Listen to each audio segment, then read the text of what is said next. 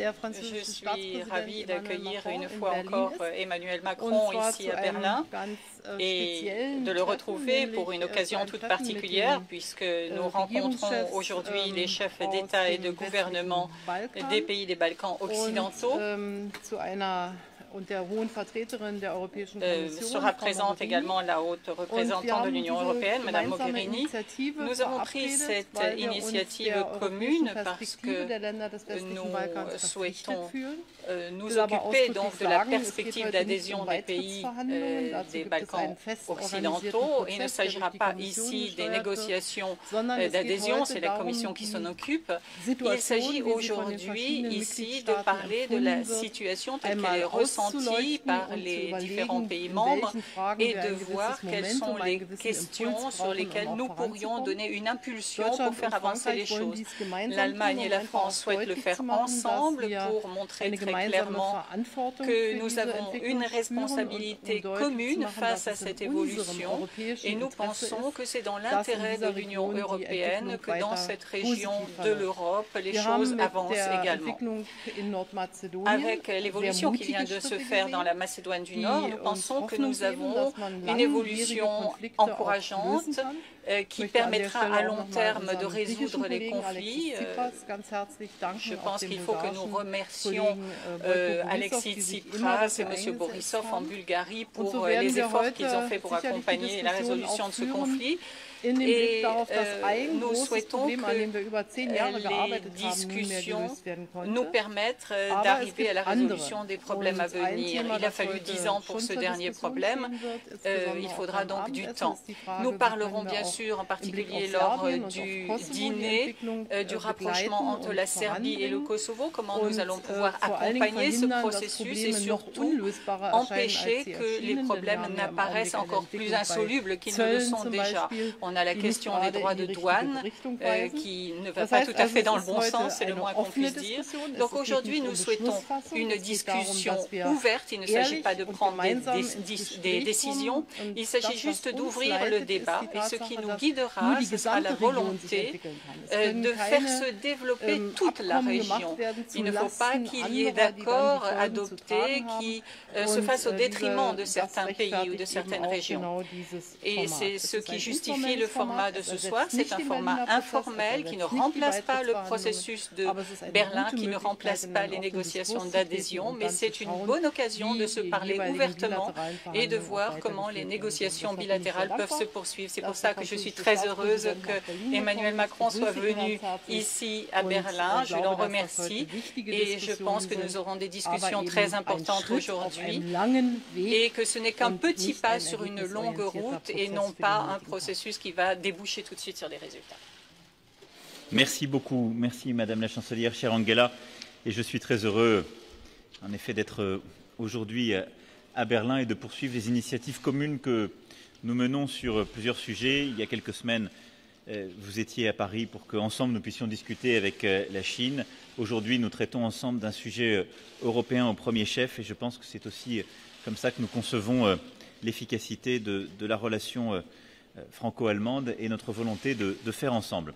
Je n'ai rien à retirer à ce que vient de dire à l'instant Madame la Chancelière. La volonté, ce que nous avons voulu, c'est pouvoir, dans un cadre informel, réunir en effet les Balkans occidentaux et avoir une discussion ouverte sur les cas évidemment les plus sensibles et plus largement sur la stabilité de la région. Parce que nous considérons que c'est au premier chef une affaire européenne. Il y a beaucoup de partenaires concernés, mais c'est aussi de facto notre stabilité qui en dépend. Et à ce titre, les derniers mois ont montré que les progrès sont possibles.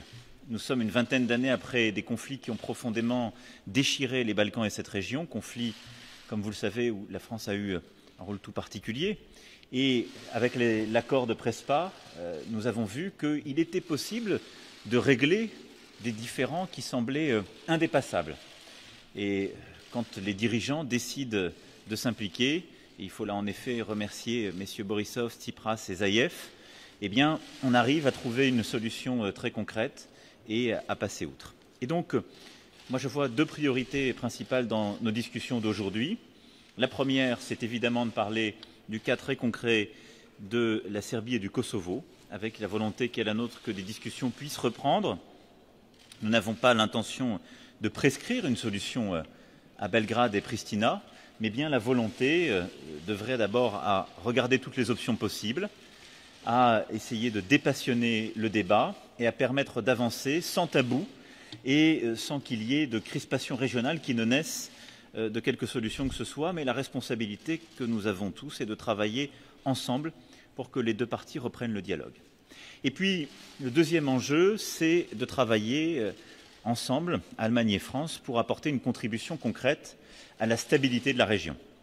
L'actualité n'est pas, comme l'a dit à l'instant Angela Merkel, à l'élargissement et à la politique d'élargissement de l'Union européenne, mais bien à une politique de stabilité que nous voulons avoir dans la région. Ce qui implique pour la France aussi une stratégie de réengagement que je veux pouvoir présenter aujourd'hui à nos partenaires. En effet, alors que la France était très engagée dans la région dans les années 90, avec plus d'une centaine de soldats français qui y ont laissé leur vie, il y a eu un retrait français depuis les années 2000 et le retour de la paix. Et notre volonté, c'est de pouvoir œuvrer ensemble à cette politique de stabilité autour de 4 axes principaux: le développement économique et social, la sécurité, avec l'initiative que nous avons lancée il y a 18 mois de lutte contre les trafics de petites armes et d'autres initiatives pour renforcer notre action commune contre le terrorisme, la criminalité organisée ou les migrations irrégulières. Un troisième axe qui est la défense, avec la prise de commandement fin mars de l'opération européenne de maintien de la paix en Bosnie-Herzégovine et le renforcement de nos coopérations. Et un quatrième axe avec la justice et le renforcement de notre coopération pour lutter contre la criminalité économique et financière. Ces 4 axes, ce sont des axes où nous souhaitons nous réengager, largement aux côtés de l'Allemagne, dans les Balkans, pour œuvrer à leur stabilité, indépendamment de tout autre agenda, et parce que nous sommes aussi convaincus que cette stabilité passe par un agenda régional et une plus grande intégration et coopération entre les pays membres des Balkans. Et c'est aussi ce dont nous allons discuter ce soir, là où parfois des tensions se sont créées entre les uns et les autres qui ne bénéficient au fond à personne. Voilà à mes yeux les priorités de cet agenda. Je remercie à nouveau Madame la Chancelière, chère Angela, pour son invitation et la réunion que nous allons avoir. Und nun gehen wir an die Arbeit. Au travail, oui.